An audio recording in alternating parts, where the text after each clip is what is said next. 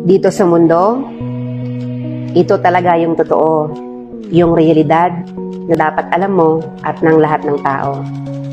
Naparito kang hubad, aalis kang nakahubad.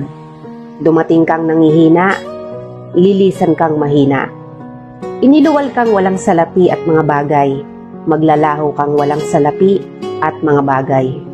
Ang una mong paligo, may naghugas sa iyo. Ang huli mong paligo, may maghuhugas sa iyo. Ito ang buhay, kaya bakit labis ang mali siya, ang inggit, ang pagkamuhi, ang galit at pagkamakasarili. Maging mabait sa lahat at gumawa ng kabutihan. May hangganan ng oras natin sa mundo. Huwag sayangin sa walang kabuluhang bagay. Manalangin at higit sa lahat, huwag na huwag nating sasambahin ng pera.